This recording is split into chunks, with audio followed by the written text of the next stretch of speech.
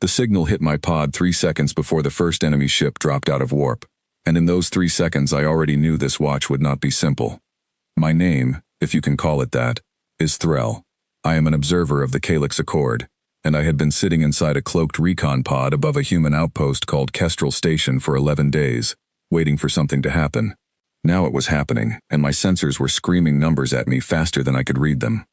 Let me explain who I am before I explain what I saw, because what I saw does not make sense unless you understand how little I expected from the beings I was sent to study. The Accord has watched thousands of young species rise and fall across this part of the galaxy. We do not conquer. We do not destroy. We simply record. When a new species begins fighting wars with real weapons, real ships, and real losses, the Accord sends an observer to catalog how they fight. This information goes into a great archive that every member world can access, so that no one is surprised by an enemy's tactics, and so that everyone can judge, from a safe distance, how dangerous a species might one day become. I had read the files on humans before I arrived. They were thin files, honestly. Humans had only been part of the wider galactic conversation for a short while. What little data existed painted them as reckless, disorganized, and driven by feeling rather than logic. Our analysts back home called them a species still governed by their oldest instincts. One report I read on the journey out actually used the word primitive. I did not disagree with it at the time. I had no reason to. So when my superiors told me to travel to the edge of human space and monitor a coming battle at a small mining and defense outpost called Kestrel Station, I treated it as a minor assignment. Watch the humans fight. Record their formations, their weapons, their command structure. Note how quickly they break under pressure. File the report. Go home. I did not expect to be afraid by the end of it. Kestrel Station sat in a quiet system, orbiting a gray moon with no atmosphere worth mentioning. It was not glamorous. It was a supply post, a refueling stop, and a small garrison of a few hundred humans who kept watch over a shipping route that mattered more to their economy than to their pride. According to the reports I had access to, an aggressive raiding faction known as the Krill had been harassing this route for months. Small hits, fast retreats, the kind of low-level conflict that never earns much attention until it suddenly does. 11 days before the battle, I settled my pod into a stable position above the station, cloaked, silent, patient. I watched the humans go about their routines. I watched them repair hull plating, run drills, argue over food rations, and laugh at things I did not understand.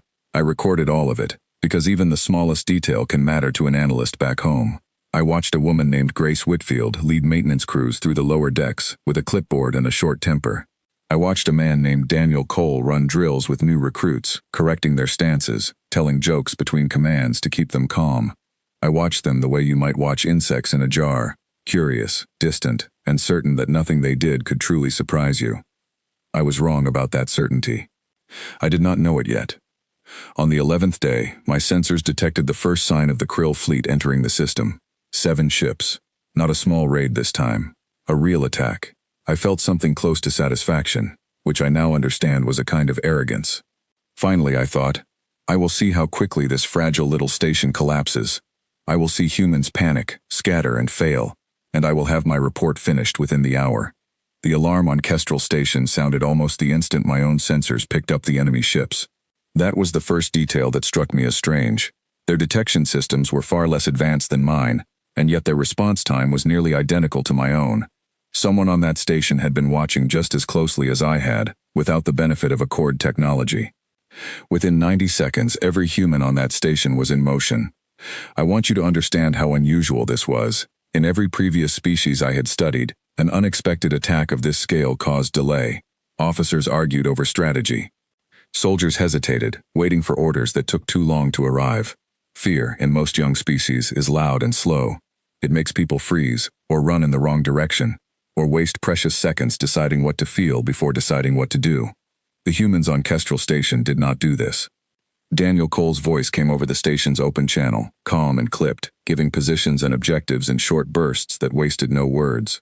Grace Whitfield's maintenance crews were already sealing bulkheads and rerouting power before the first enemy shot was ever fired. Fighter pilots were in their small craft and launching within 2 minutes of the alarm, moving in tight formations that suggested countless hours of practice, even though my earlier observations told me this station had never once been struck by a force this large.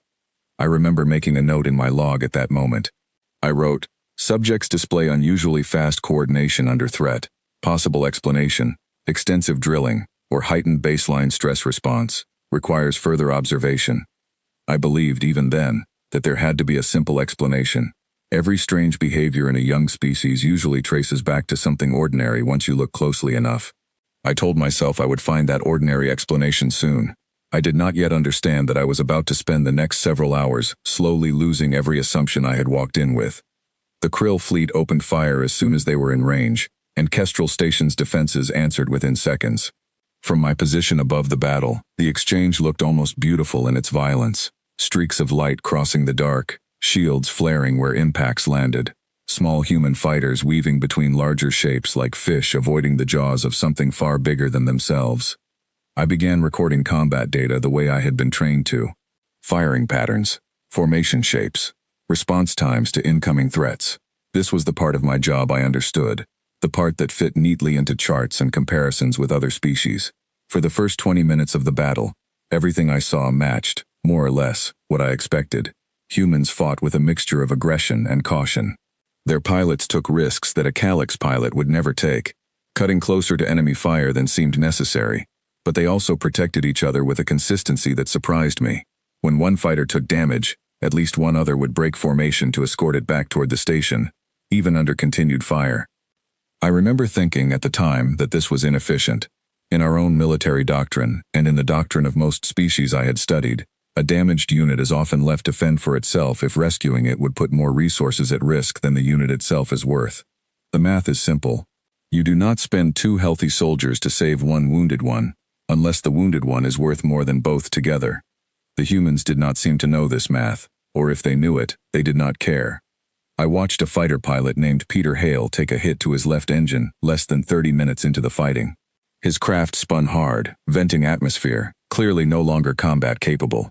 By every calculation I had access to, Peter Hale was already a loss. The correct move, from a purely tactical standpoint, was to let him drift and focus resources on functioning units. Instead, 2 other pilots broke off from an active engagement, taking fire themselves, to fly protective cover around his crippled ship and guide it back toward the station's hangar. They did this while enemy fighters were actively targeting them. They did this knowing it made them slower, more exposed, and less able to defend themselves. I recorded the maneuver, because that is my function, but I also found myself replaying it in my mind, again and again, because I could not make it fit any model I understood. It was not smart. It was not efficient. And yet it worked. Peter Hale's ship made it back to the hangar, damaged but intact, and both of the pilots who had risked themselves to save him returned to the fight moments later, seemingly unbothered by how close they had come to losing everything, for what should have been, by every calculation, an acceptable loss. I made another note in my log. I wrote, "Subjects appear to value individual survival of allies above tactical efficiency. This behavior repeated across multiple instances requires reclassification of threat model." I did not know yet how much reclassification would eventually be needed. As the battle stretched past the 1-hour mark, the Krill fleet adjusted their strategy. They had clearly expected the same thing I had expected, an outpost that would weaken quickly under sustained pressure. When that did not happen, they shifted their focus toward the station's main defense grid, attempting to knock out its ability to coordinate its smaller ships. This was, tactically, the correct decision. Cut the head off, and the body should fall into confusion. I watched 3 Krill ships break formation and drive hard toward the station's command tower, weapons charged, clearly intent on ending the coordinated resistance in one decisive strike. This is where I first felt something shift inside me that I did not have a word for yet. Grace Whitfield's voice came over the same open channel I had been listening to for hours, and for the first time, I heard something in a human voice that I recognized immediately, because I had felt something like it myself once, long ago, before I became an observer and trained myself to feel very little at all. It was fear, real, present fear, but it did not stop her from speaking clearly. It did not stop her from giving instructions. If anything, her voice grew sharper, more precise, as if the fear itself was being folded into fuel rather than allowed to become paralysis. She began redirecting every available unit toward the incoming threat, not with panic, but with the tone of someone solving a puzzle they had already solved in their mind 100 times during quiet nights when nothing was happening at all. I realized, watching this, that these humans had not simply reacted well to an unexpected attack. They had prepared for exactly this outcome long before it arrived. The calm was not an accident. It was the result of imagining the worst, over and over, until the worst became familiar enough to survive. That realization unsettled me more than the battle itself. I had come here expecting to document a species still ruled by instinct, still governed by their oldest and most chaotic impulses. Instead, I was watching something that looked disturbingly like discipline, wrapped around an emotional core that never seemed to fully switch off. They were afraid, and they fought anyway. They cared about each other in ways that cost them tactical advantage, and they did it anyway. They planned for disaster and then met that disaster with something that was not calm exactly, but was close enough to calm to hold a battle line together. I did not have a category in my archive for that combination. Fear and discipline together, feeding each other instead of canceling each other out. I remember pausing my recording for a moment, just to sit with that thought, because it felt important in a way I could not yet explain. Before that moment arrived, I noticed something else, something smaller, that I almost missed because I was too focused on the larger battle. A young technician named Noah Barrett, stationed near one of the outer sensor arrays, had been quietly feeding targeting data to the station's gunners for the better part of an hour. His post was not shielded the way the command tower was. It was a thin outpost of metal and glass, built for observation, not survival. When the Krill ships shifted course toward the command tower, they passed close enough to his position that a stray volley clipped the edge of his module, tearing a hole through one wall and venting most of the room's air in seconds. I expected him to abandon his post. Any reasonable being would have. Instead, his voice came through the same channel, thinner now, strained by the thinning air around him, still calling out coordinates for the gunners below. He did not stop until a rescue team physically pulled him from the wreckage, at which point I heard him ask, before anything else, whether the gunners had received his last set of numbers. They had. 3 Krill fighters were destroyed because of that last transmission. I sat with that for a long moment, turning it over the way you might turn over a stone that does not look like the other stones around it. Noah Barrett had no tactical reason to remain at his post once the air began to vent. His survival instinct, the very thing that had driven every species I had ever studied to protect itself first, should have overridden everything else. Instead, something else had taken priority. Not the archive's usual explanations of training or fear of punishment. Something closer to a choice, made in an instant, to matter to the people around him more than he mattered to himself. I began to understand, slowly and uncomfortably, that this pattern was not an isolated event. It was a thread running through nearly everything I had watched so far. The pilots who turned back for a crippled wingman, the engineers who kept working through failing systems instead of sealing themselves into the safest compartment available, the voices on the open channel that grew sharper instead of quieter as the danger increased. None of it matched the model of a species ruled by instinct. If anything, it looked like a species that had taken its instincts and pointed them somewhere unexpected, toward each other, rather than only toward themselves. I told myself this was still explainable. Every species has outliers. Every battle has moments of unusual bravery that later get remembered and repeated as if they were common, when in truth, they are rare. I told myself that Kestrel Station was simply a well-trained garrison having a good day, and that a larger sample of humans, under greater pressure, would eventually behave the way my training had taught me to expect. Part of me almost believed it. I wanted to believe it if I am honest. It would have made my report simple. It would have let me close this assignment with the same certainty I had carried into it. What I saw instead was not the ending I expected. It was the beginning of something I still do not fully understand, even now, long after that day. Something that made me question every file the Accord had ever compiled on this small, strange, stubborn species. Something that made me wonder, for the first time in my long career as an observer, whether the greatest danger in this galaxy might not be found in a weapon at all. It might be found in a heart that refuses to stop, no matter what the numbers say it should do. I kept recording. I had no idea yet how much that decision would cost me. The command tower's shields dropped to their final layer, and I braced myself, in whatever way a being like me braces for anything, expecting to watch the heart of Kestrel Station go dark. It did not go dark. At the last possible second, a squadron of 6 fighters that had been holding position near the station's lower hangar broke formation and cut directly into the path of the 3 incoming Krill ships. I recognized the lead voice immediately. It was Daniel Cole, the man I had watched drilling recruits 11 days earlier, patient and joking between commands. There was no patience in his voice now, and no joking either, only a flat, focused certainty. that reminded me of nothing so much as a closing door. His squadron did not try to destroy the 3 attacking ships outright. There was not enough time for that, and every calculation running through my own systems told me it was already too late to prevent significant damage to the tower.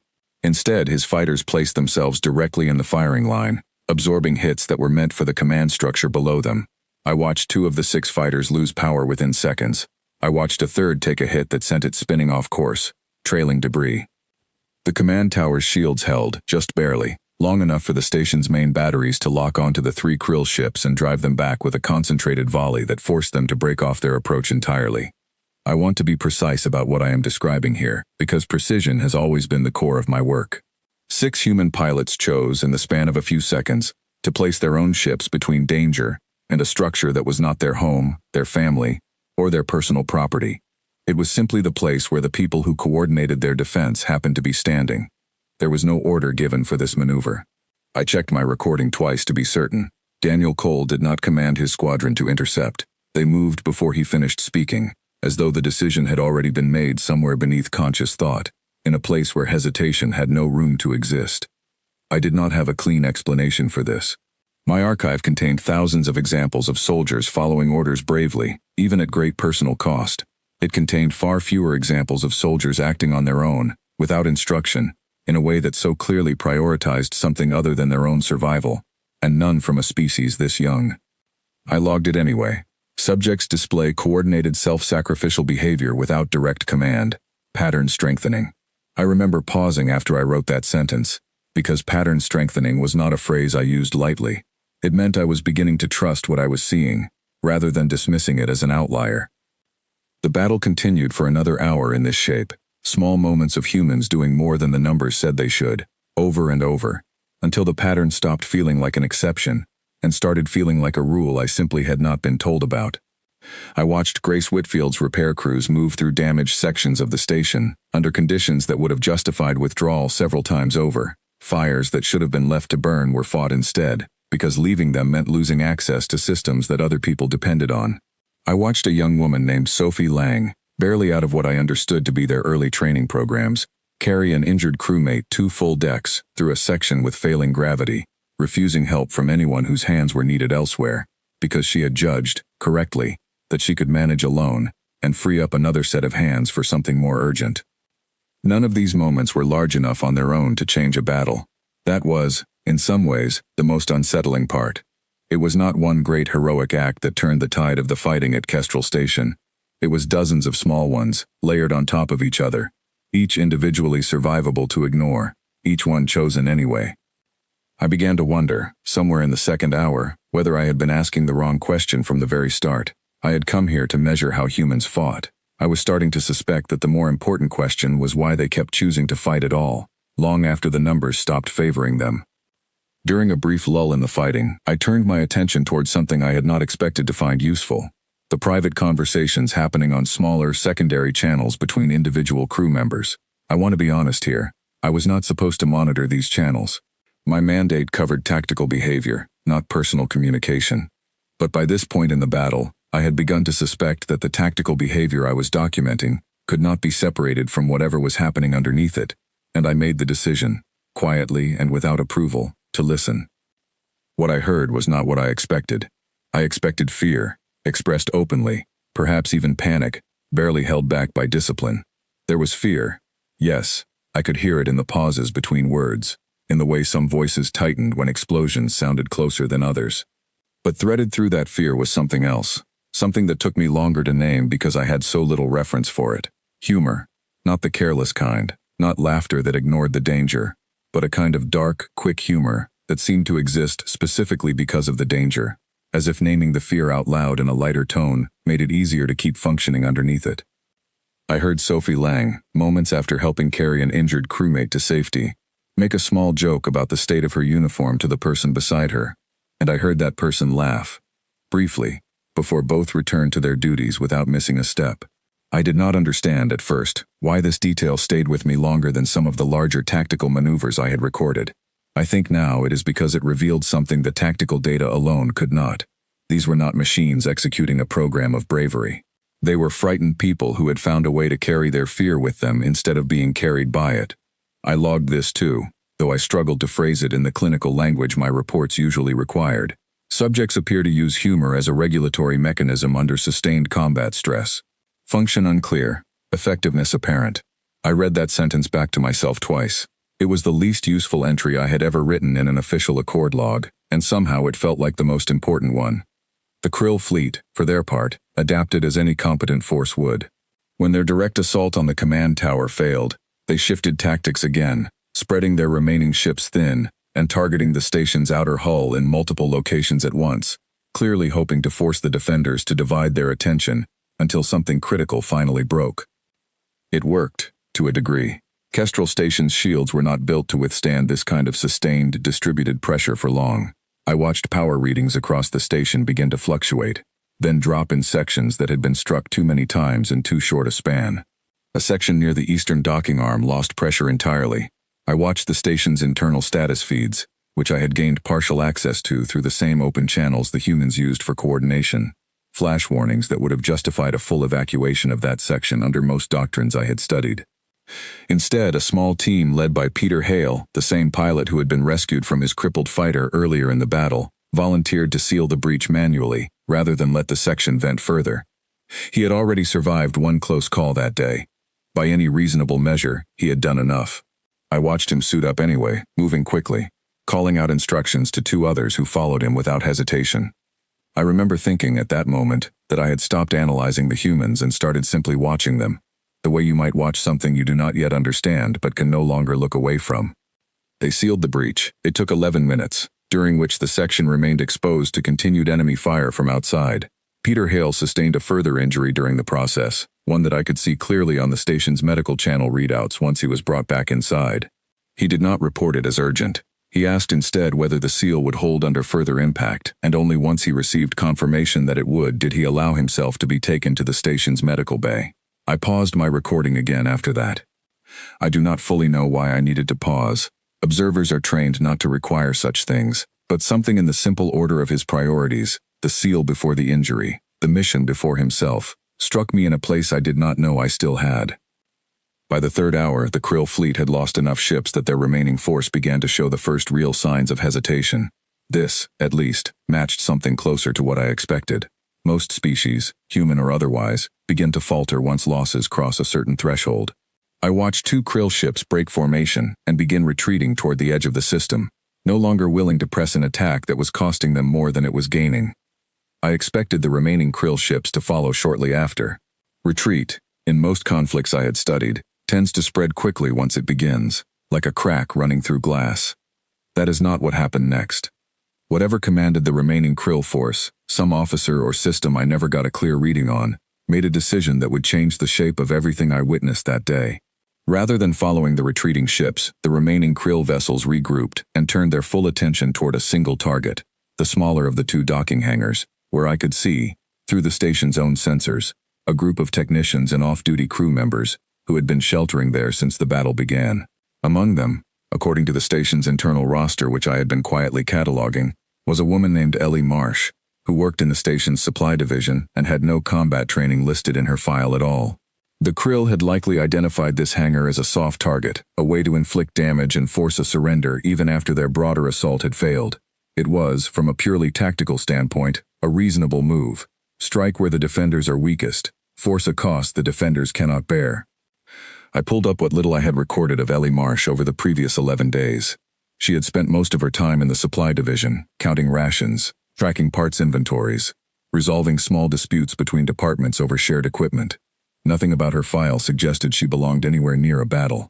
She had a young son back on a colony 3 systems away, according to a personal message I had glimpsed once while calibrating my sensors, a message she had recorded but not yet sent, telling him she would be home soon, and that he should keep practicing the drawing he had shown her before she left. I had not thought much of that message at the time. It was the kind of small, ordinary detail that fills the space between the events an observer is actually sent to record. Now, watching the Krill ships turn toward her hangar, that ordinary detail felt suddenly unbearable to hold. I found myself running calculations I had no official reason to run. Distances, response times, the layout of the station's remaining defenses, searching for some version of the next 60 seconds where the numbers came out differently. There was none. I checked 3 times, The hangar would be struck before any organized defense could reach it. I watched Kestrel Station's remaining defenses scramble to respond, but the geometry of the attack meant they would not arrive in time. I ran the numbers myself, because it is what I am built to do, and the numbers were clear. The hangar would be struck before help could arrive. There was no version of the following 60 seconds in which the people sheltering there escaped harm through the station's official defenses alone. I remember, in that moment, feeling something I had never expected to feel while performing my duties. I did not simply want to record what happened next. For the first time since I had arrived above Kestrel Station, I found myself hoping, with an intensity that startled me, that I was wrong about the numbers. I was not wrong about the numbers. I was wrong about everything else. Ellie Marsh did not wait for a rescue that the numbers had already told me could not arrive in time. I watched, through the station's own internal feed, as she moved through the crowded hangar, past crates and idle transport sleds, toward a maintenance locker near the far wall. She was not alone. A handful of others from the sheltering group followed her, some clearly confused, some clearly afraid, but moving with her rather than staying frozen where they were. I did not understand what she was doing at first. My record showed nothing in her training file that explained the confidence with which she opened that locker and began pulling out equipment. It took me a moment to recognize what she had found: portable shield emitters, the kind used during hull repairs to create small, temporary barriers against debris and stray radiation, while crews worked in exposed sections. They were never designed to stop weapons fire. They were designed to stop drifting scrap and minor hazards during routine maintenance.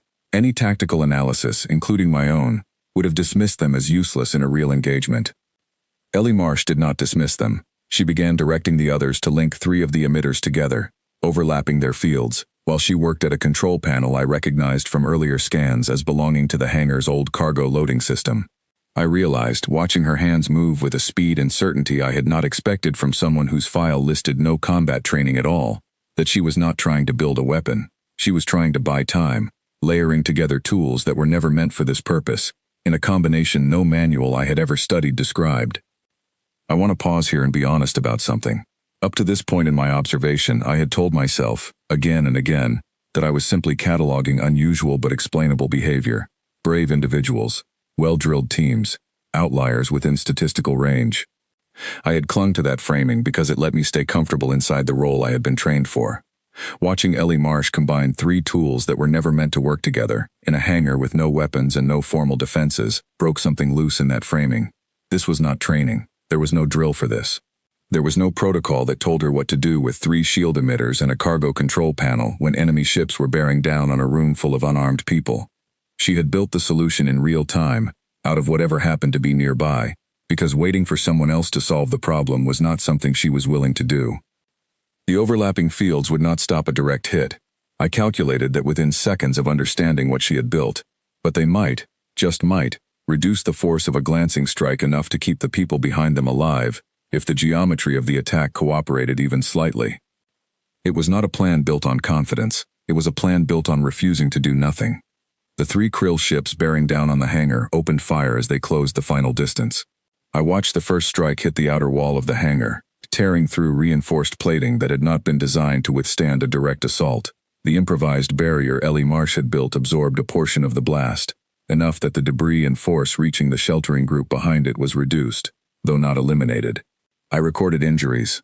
I recorded panic, brief and sharp, quickly brought back under control by voices I recognized, Ellie Marsh's among them, calling out instructions, keeping people moving toward the reinforced section at the rear of the hangar, rather than letting them scatter. A second strike followed moments later, aimed more precisely this time, clearly adjusted by whatever was directing the krill assault once they realized their first shot had not achieved the result they wanted. This is the moment I still find hardest to describe, even now, long after that day. Daniel Cole's remaining fighters, the ones still capable of flight after absorbing damage earlier in the battle defending the command tower, arrived at the hangar in the last possible seconds before that second strike landed. There were 3 of them left. Against 3 fresh krill ships, the tactical outcome of that engagement should not have been close. My own calculations, run in the half-second I had to run them, gave Daniel Cole's squadron a survival probability low enough that, under Accord doctrine, the engagement would have been formally classified as unacceptable, an order that should never be given, a sacrifice that no responsible command structure permits. No one had given that order. I checked again, as I had checked before. There was no command directing them to that hangar. They went anyway. What followed was not a clean victory. I want to be clear about that because I do not want to shape this account into something cleaner than what actually happened.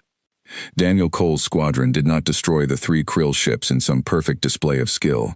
It was closer to a collision of desperation against desperation, ships trading fire at ranges too close for either side to maneuver properly, damage accumulating on both sides faster than either could recover from it. One of Daniel Cole's remaining fighters was destroyed outright during the exchange. I recorded the pilot's name from the station roster afterward, Ryan Dolan. He had been part of the original squadron that broke formation to protect the command tower earlier in the battle. He did not survive this second engagement. I sat with that fact for a long moment before I could bring myself to continue recording. I had watched thousands of combat losses across my career as an observer. I had never before felt the specific weight of watching someone choose, repeatedly, to place himself between danger and people he did not know personally, and then watching that choice finally cost him everything. I listened, afterward, to the brief exchange on the squadron channel once the remaining 2 fighters disengaged from the hangar and began their return toward the station. Daniel Cole did not speak for almost a full minute. When he finally did, his voice carried none of the sharp focus I had heard from him earlier in the battle. It was quieter, rougher, the voice of someone doing arithmetic he did not want to finish. He asked for confirmation of Ryan Dolan's position, though I suspect he already knew the answer before he asked it. When the confirmation came back, he said only that he understood, and that the squadron should continue its approach. He did not stop giving orders. He did not stop functioning. But something in the cadence of his voice told me that whatever he was carrying in that moment would not simply disappear once the fighting ended. I filed this away with the rest of what I had seen, uncertain, at the time, exactly where it belonged in an official report. There was no field in my archive's standard format for the weight a commander carries after a decision that saved others and cost him someone at the same time. I noticed something else in the following minutes that I had not expected. Word of Ryan Dolan's loss spread quickly across the station's open channels, the way news does among people who have spent a long day depending on each other. I expected this to weaken morale further, to add one more crack to a station already stretched thin by hours of continuous fighting. Instead, I heard voices grow steadier, not weaker, as the news spread. Crews still working to contain damage in other sections of the station pushed harder rather than slower. I do not fully understand the mechanism behind this even now. It was as though the loss became something to carry forward rather than something to collapse under, a debt that could only be answered by making sure the rest of the fighting did not go to waste. Before that final retreat, I watched something else happen inside the hangar that I nearly missed, because my attention was still fixed on the ships outside. Grace Whitfield's emergency medical team had arrived at the hangar entrance moments after the second strike, cutting through the shortest route available despite it running past a section still venting atmosphere in slow, dangerous bursts. I watched a medic named Kate Sullivan reach an injured technician near the edge of Ellie Marsh's improvised barrier, and immediately begin working, ignoring the tremor in her own hands that my sensors picked up clearly even through the chaos. I noted the tremor because it told me something important. She was afraid too. Every one of them was afraid. The fear had not gone anywhere. It simply was not allowed to be the only thing steering their hands. I watched Ellie Marsh, once the immediate danger had passed, sit down heavily against the wall she had helped fortify, and for a moment her composure finally cracked. She did not sob loudly or lose control in any dramatic way. She simply sat very still, her hands shaking now that there was nothing left for them to build, staring at nothing in particular. A young man beside her, one of the technicians she had guided to safety, sat down without a word and stayed close, saying nothing useful, offering no clever solution, simply present. I found myself studying that small exchange longer than I studied almost anything else that day. There was no tactical value in it. It taught me nothing about weapons or formations or firing patterns, and yet it felt, somehow, like the truest thing I had recorded since arriving above Kestrel Station. I began to understand, watching this quiet moment after the storm, that the thing I had been trying to measure all along could not be separated from moments like this one.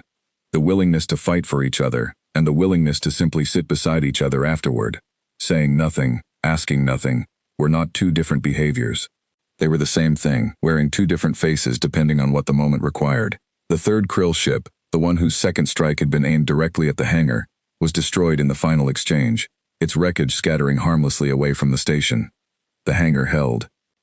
Ellie Marsh's improvised barrier, combined with the arrival of Daniel Cole's squadron in the last possible moment, had been enough. Not comfortably enough, not by a wide margin. Enough by the thinnest possible measure. The kind of enough that could have easily gone the other way with the smallest change in timing. I ran the numbers again afterward, out of habit more than necessity, trying to understand how close the outcome had actually been. By every model I had access to, the survival of everyone in that hangar depended on a chain of decisions that no doctrine I had ever studied would have recommended making. A woman with no combat training building a shield out of maintenance equipment, a squadron flying into an engagement they were statistically unlikely to survive, without being ordered to, a pilot giving everything he had, not for a strategic objective, but because the people in that hangar needed more time than the numbers said anyone could give them. None of it should have worked. All of it had to work, together, at exactly the right moment, for anyone in that hangar to still be alive. I remember thinking, as the last of the retreating krill ships disappeared from my sensors, that I had come here to study a weapon, or the absence of one. I had come here expecting to measure how humans fought, the way I had measured a dozen species before them, in terms of firepower and formation and tactical doctrine. I was beginning to understand that I had been measuring the wrong thing entirely. The battle at Kestrel Station was not won by superior weapons. The krill fleet, ship for ship, had outmatched the station's defenses for most of the engagement. It was not won by superior numbers either. The humans had been outnumbered from the very first moment my sensors detected the incoming attack. It had been won, if won is even the right word for something that cost as much as this had, by something I still did not have a proper name for. A refusal, repeated so many times across so many individuals that it stopped looking like an exception and started looking like the actual foundation the entire species stood on. A refusal to calculate the way I calculated. A refusal to let the numbers make the final decision about who mattered and who did not.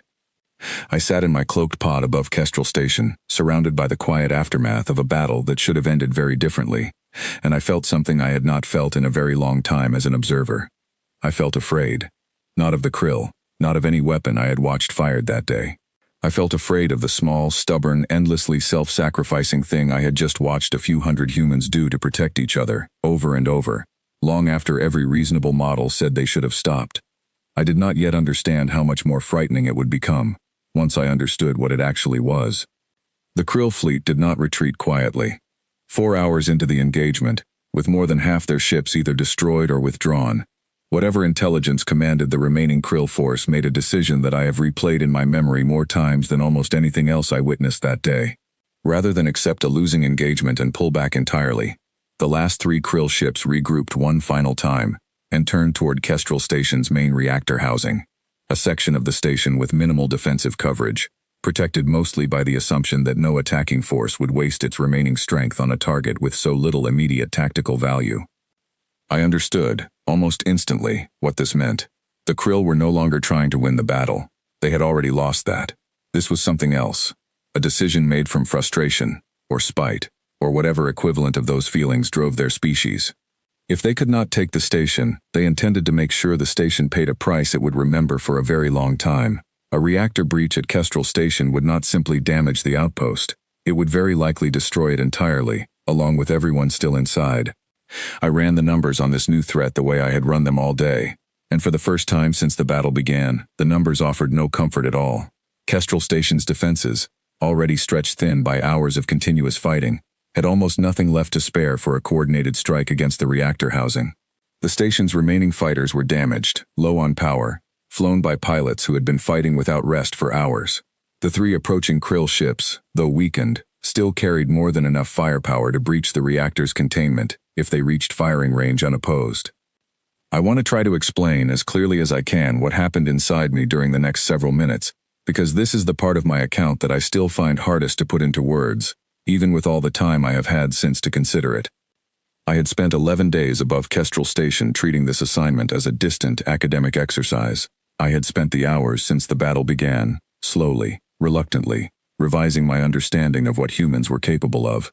But I had still been watching from a place of safety, cataloging events that, however remarkable, remained events happening to other beings, not to me. That distance had protected me. It had let me keep functioning as an observer, rather than as something that could be frightened by what it saw. Watching those 3 krill ships turn toward the reactor housing, I felt that distance collapse entirely. I understood, with a clarity that startled me, that if the reactor breached, everyone I had spent 11 days watching would very likely be gone within minutes. Grace Whitfield, who had kept her repair crews moving through fires and failing systems for hours without pause. Daniel Cole, who had just lost a pilot he clearly cared for and kept giving orders anyway. Peter Hale, who had asked about a hull seal before he asked about his own injury. Ellie Marsh, who had built a shield out of maintenance equipment because waiting for someone else to solve the problem was not something she was willing to do. Sophie Lang, Noah Barrett, Kate Sullivan, Ryan Dolan was already gone. I did not want to add the rest of them to that same list. I had never, in my long career as an observer, felt anything close to this for the subjects I was assigned to watch. Observers are trained specifically to avoid this. Attachment interferes with clear reporting. Attachment makes an observer want to interfere, and interference is the one thing our mandate absolutely forbids. I had been trained since the earliest days of my career to hold every species I studied at a careful, respectful distance, to see them clearly precisely because I did not let myself care what happened to them. I cared now. I cared in a way that frightened me more than the battle itself. I watched Kestrel Station's remaining forces scramble to respond to the new threat, and I understood, from my own calculations, that even their best possible response would likely not be enough. The 3 Krill ships had a clear approach vector, minimal resistance in their path, and enough remaining firepower to finish what they had started. Every model I had access to gave the reactor housing a very low probability of surviving the next several minutes intact. And then, for the second time that day, the humans did something no model had prepared me for. Grace Whitfield's voice came over the open channel, and for the first time since the battle began, I heard her give an order that was not about repairing damage or sealing breaches. She directed every remaining repair vessel, small unarmed craft designed for hull maintenance and cargo movement, nothing built for combat, nothing carrying weapons of any kind, to converge on the space directly between the incoming Krill ships and the reactor housing. I did not understand, at first, what she intended. Unarmed vessels could not fight. They could not meaningfully slow 3 warships bearing down with weapons already charged. I assumed, for a brief moment, that this was a mistake born of desperation, a command given by someone who had simply run out of better options and was reaching for anything at all. I was wrong. It was not desperation. It was arithmetic of a kind I had never seen a species perform before. Arithmetic built entirely around a single question that had nothing to do with survival probability. How much time can we buy, and is it worth what it will cost? The unarmed repair vessels formed a loose, overlapping line directly in the Krill ship's approach path, close enough together that any weapon fired through them would need to pass through multiple hulls before reaching the reactor housing beyond. It would not stop the attack. Every calculation told me that clearly. But it would slow it.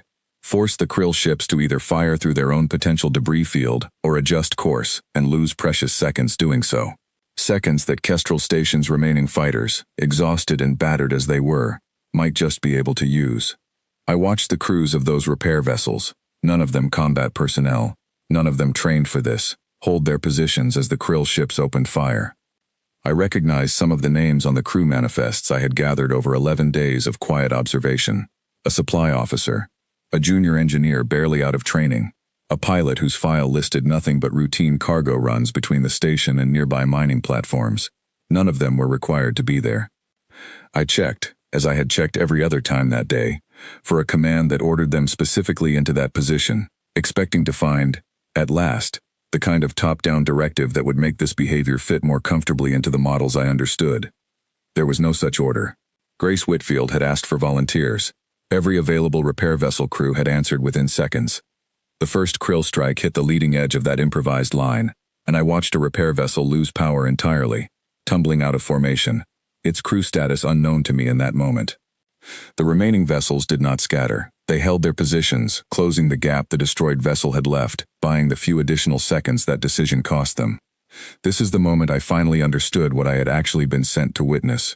It was not a battle. Or rather, it was a battle, but the battle itself was not the thing that mattered most.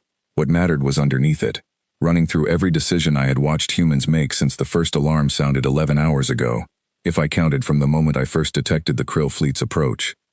A pattern so consistent, across so many individuals with so little in common beyond simply being human, that I could no longer call it an outlier, or an exception, or a statistical anomaly worth a footnote in my report.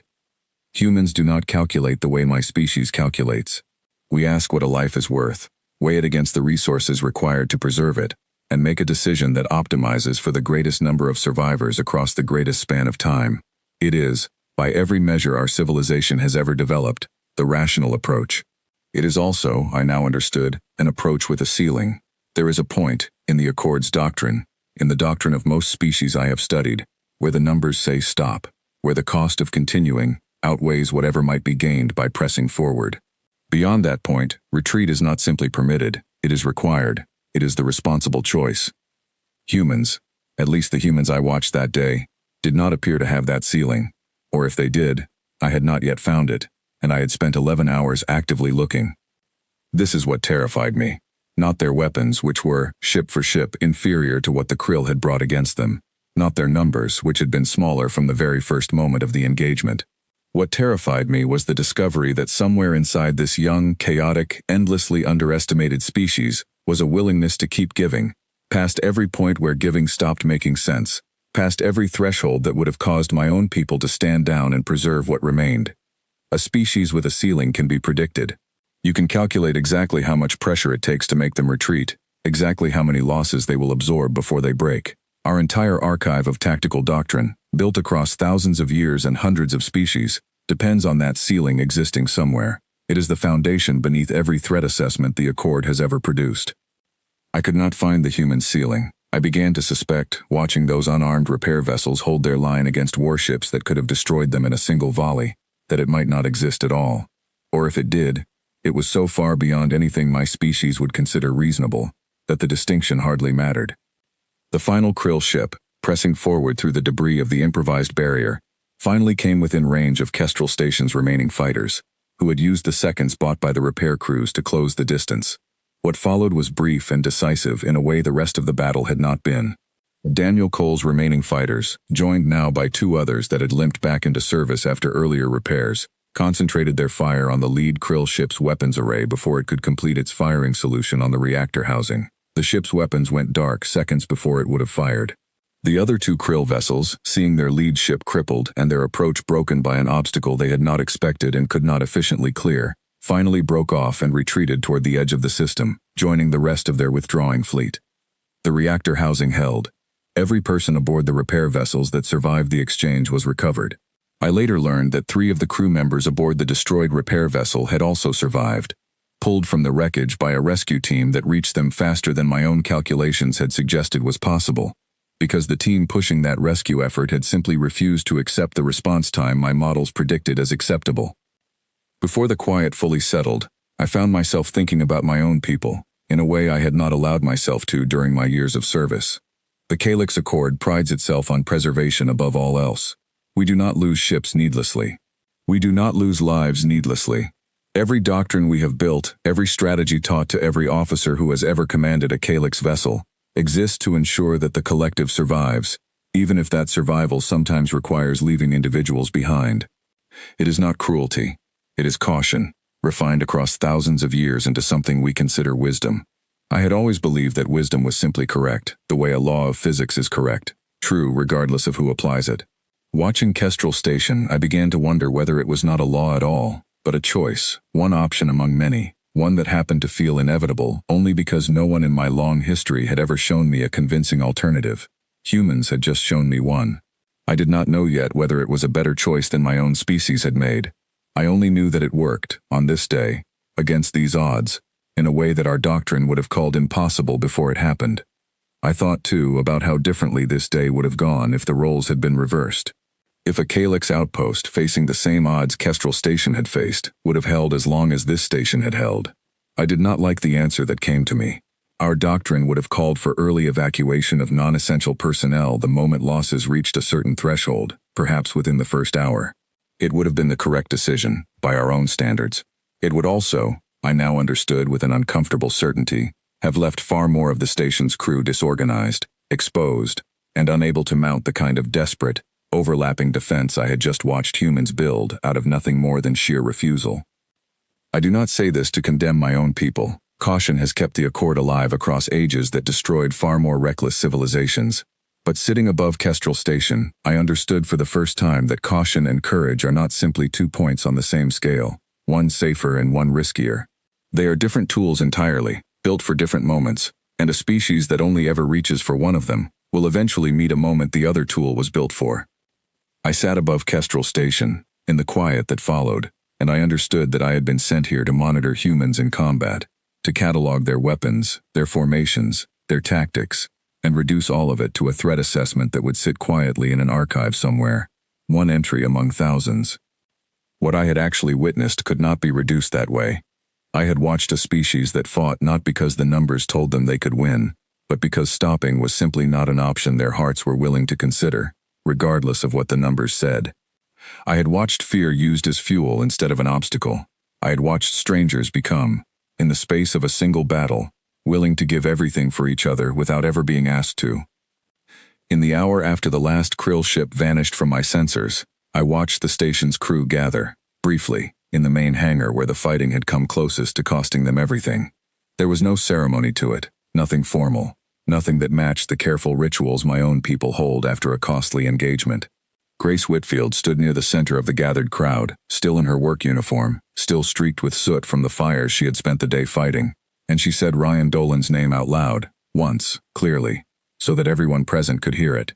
No long speech followed. A few others added small memories, a joke he had once told, a habit he had that had annoyed and amused them in equal measure. Daniel Cole stood near the back of the group, saying nothing for most of it, until near the end, when he said simply that Ryan Dolan had done exactly what he would have done himself, and that this was the only comfort he had to offer anyone, including himself. I watched Sophie Lang, standing near Ellie Marsh, reach over without a word and take her hand, and I watched Ellie Marsh let her, neither of them speaking, both of them simply present in a way that required no further explanation. I watched Peter Hale, one arm still bound from his injury, stand quietly beside Noah Barrett, who had been pulled from his damaged sensor post hours earlier and had not left the hangar since. I recorded all of this, because it is what I am built to do, but I understood, watching it, that no report I could write would ever properly capture what I was seeing. There was no tactical value in a group of exhausted people standing together in a scorched hangar, saying a name out loud and letting silence do the rest. And yet it felt, to me, like the truest continuation of everything I had watched that day. The same refusal that had carried them through 11 hours of fighting was carrying them through this too. A refusal to let anyone, living or lost, stand alone in the moment that mattered most. I understood, finally, why this terrified me. It was not because humans were cruel, or reckless, or dangerous in the way my species measures danger. It was because they were the opposite of predictable in the one dimension that has always mattered most to every civilization that has ever tried to calculate the cost of war. You cannot outcalculate a species that refuses to stop calculating in the way you expect them to. You cannot find their breaking point if their breaking point keeps moving, again and again, just past the place where you were certain it had to be. I had come to Kestrel Station expecting to measure a young, chaotic species and file a report that would let my superiors sleep easier, confident in their understanding of a new neighbor in this crowded galaxy.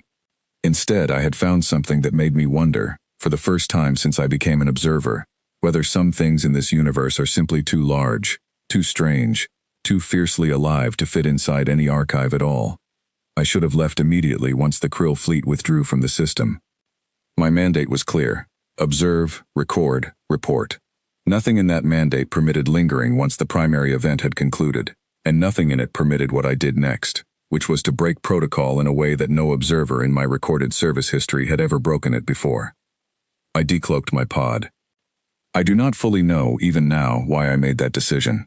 Part of it, I think, was simple exhaustion, the kind that comes not from physical effort but from holding a version of the universe in your mind for 11 hours, only to watch it collapse and rebuild itself into something you no longer recognize.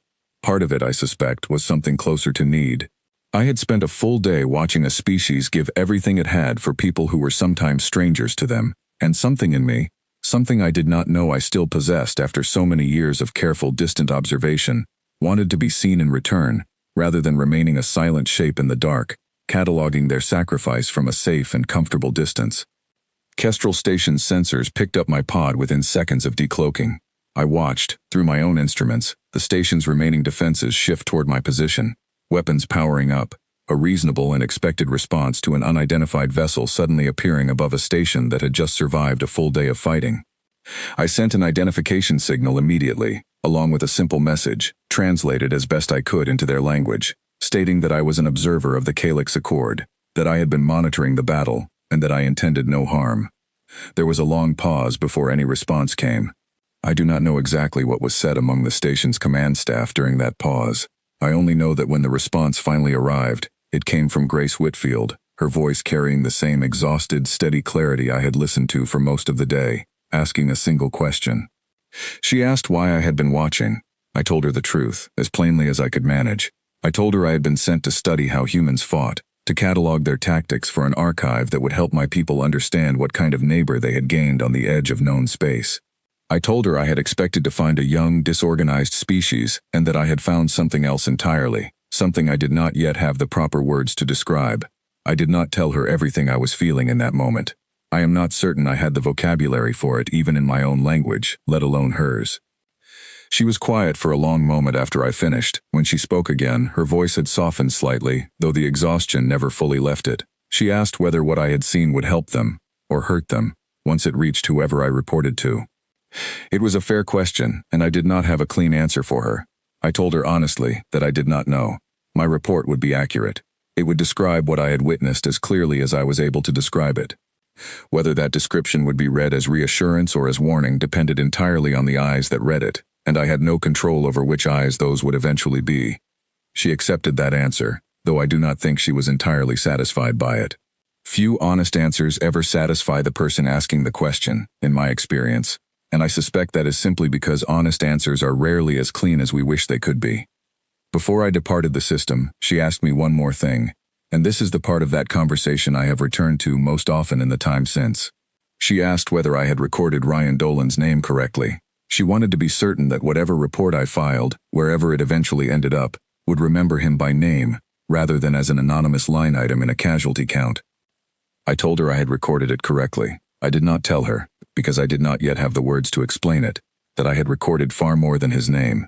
I had recorded the exact moment he chose to fly toward a fight the numbers said he should have avoided.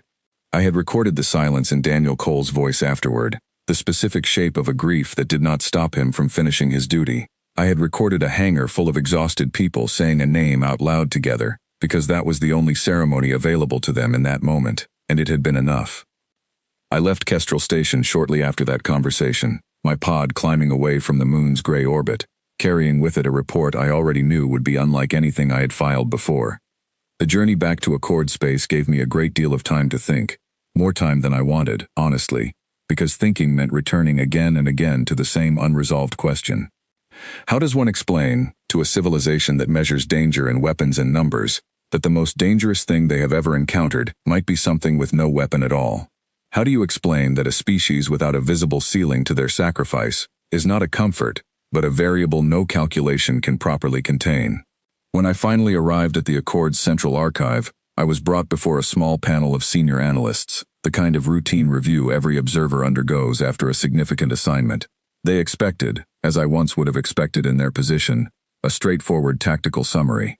Formation types, weapon efficiency, command structure, a clean threat rating that could be filed and referenced whenever the subject of humans arose again in future planning. I gave them the tactical summary they expected first, because it was accurate and because they were entitled to it. Then I told them what I actually believed mattered most, and I watched their expressions shift from polite attention to something closer to confusion, and eventually, in a few cases, something close to concern. I told them that humans do not fight the way our doctrine assumes rational beings fight. I told them that the moment our models predict retreat, humans instead frequently choose to give more, not less, and that this pattern held not just among trained soldiers, but among technicians, supply officers, and civilians with no combat training at all. I told them about Ellie Marsh building a shield out of maintenance equipment. I told them about unarmed repair vessels holding a line against warships because the alternative was allowing a reactor to breach with people still inside. I told them about a pilot named Ryan Dolan, who flew toward a fight the numbers said he could not survive, and did not survive it, and whose name a station full of exhausted survivors made certain to say out loud before they allowed themselves to rest. One of the senior analysts, a cautious and careful mind named Vessel, asked me the question I had been waiting for, and dreading, throughout my entire report. He asked whether this meant humans were simply reckless, a young species with poor risk assessment, that would eventually be corrected by losses severe enough to teach them better judgment. I told him no. I told him I had considered that explanation seriously, in the early hours of the battle, before I had enough data to rule it out. Recklessness, I explained, tends to fade under sustained pressure. It burns brightly and briefly, then collapses once the cost becomes clear. What I had witnessed at Kestrel Station did not collapse. It held steady for 11 hours, growing more precise rather than less, as the danger increased, coordinated across dozens of individuals who had never rehearsed the specific sacrifices they ended up making. That is not recklessness. Recklessness does not build overlapping shield barriers out of maintenance equipment with careful, deliberate hands. Recklessness does not hold formation while trading fire at close range for the sake of an unarmed hangar full of strangers. What I had watched was something else, something with its own internal discipline, its own quiet logic, even if that logic refused to follow the shape our doctrine expected logic to take. I told the panel that I believed this made humans more dangerous than any weapon we had yet cataloged from them, not because they intended harm toward the Accord, but because any conflict that ever arose between our peoples would be fought against an opponent whose true limits we could not calculate. Every strategy the Accord has ever built rests on the assumption that a rational opponent will stop once the cost of continuing exceeds the value of what remains to be gained. I told them, as clearly as I could, that I no longer believed this assumption held for humans, and that any plan built on it would eventually fail in exactly the way our doctrine is least prepared to survive. A second analyst, younger than Vessel and less careful with her words, asked whether I recommended the Accord treat humans as a threat to be contained before their numbers and technology grew to match their evident willingness to sacrifice everything. I understood why she asked it. It was, in a strange way, the most logical response to everything I had just described. If a species cannot be reliably predicted, if its ceiling for sacrifice cannot be measured, then the safest response, under our doctrine, is to address that uncertainty early, before it grows into something the Accord can no longer manage through careful diplomacy alone. I told her, as carefully as I could, that I did not recommend this, and I tried to explain why, though I am not certain I fully succeeded. I told the panel that everything I had witnessed at Kestrel Station had been in defense, not conquest. Every sacrifice I recorded had been made to protect someone else, a wingman, a stranger in a hangar, a reactor that would have killed hundreds if it failed. I had not once, across 11 hours of observation, watched a human choose destruction for its own sake, or place their own survival above the well-being of people around them when the two came into conflict. If anything, I told the panel, the thing that made humans difficult to predict was the very same thing that made them, in my direct experience, trustworthy in a way few species are. They did not calculate who deserved saving based on efficiency. They simply tried to save whoever was in front of them, every time, without exception, regardless of cost. I told the panel that treating this quality as a threat to be contained struck me as a grave misunderstanding of what I had actually witnessed. A species willing to give everything to protect strangers is not, by itself, a danger to a civilization that approaches them honestly. It becomes a danger only to those who choose to threaten the people humans have decided to protect. I said this last part slowly, because I wanted it recorded exactly as I meant it. The Krill had learned this lesson at Kestrel Station. At a cost I suspect they are still counting. The room was quiet for a long time after I finished. I do not know, even now, how seriously my report was ultimately taken. I know it was filed. I know it was read by more analysts than most observer reports typically receive. I do not know whether it changed anything about how the Accord views its newest neighbor, and I have come to accept that this uncertainty may simply be the price of trying to describe something that resists being fully understood by anyone who was not there to witness it directly. In the time since I filed that report, I have requested, and been granted, a change in my duties. I no longer travel to observe battles from a distance, cataloging strangers I will never speak to, filing their bravery away as data points in an archive that mostly gathers quiet dust. I now work, when I am permitted, on the small and slow project of building better understanding between my people and humans directly, translating not just their language but the shape of their reasoning, so that the next observer sent to watch them does not have to spend 11 frightening hours arriving at conclusions I might have been able to hand them in advance. It is not easy work. My superiors remain divided on how seriously to weigh what I witnessed. Some treat my report as an overcautious reaction from an observer who spent too long attached to a single assignment. Others, quietly, in conversations that rarely make it into official records, have begun asking me for more detail than my original report contained, as though they suspect I did not tell them everything, which is, if I am honest, true. Some things I witnessed at Kestrel Station were never meant for an archive. They were meant simply to be carried, quietly, by whoever was there to see them. I think about Kestrel Station often, more often than I think about any other assignment I have completed across my long service as an observer. I think about Grace Whitfield's steady voice holding a station together. Through fear she never once tried to hide. I think about Daniel Cole giving orders through a grief he did not have time to feel fully until the fighting was over. I think about Ellie Marsh's shaking hands once there was finally nothing left for them to build. I think about Ryan Dolan's name, spoken once, clearly, in a scorched hangar by people who refused to let him become simply a number. I was sent to monitor humans in combat. I expected to catalog weapons, formations, and tactics, the same measurements I had taken from a dozen species before them, filed neatly into an archive designed to make the unfamiliar feel predictable. Instead, I witnessed something that has stayed lodged in me ever since, something I still do not have a complete word for in my own language. Not simply courage, though there was courage in it. Not simply loyalty, though loyalty ran through every decision I watched them make. Something closer to a refusal, bone deep and seemingly without limit, to let calculation have the final say over who deserves to be saved. I do not know what the Accord will ultimately decide to do with that information.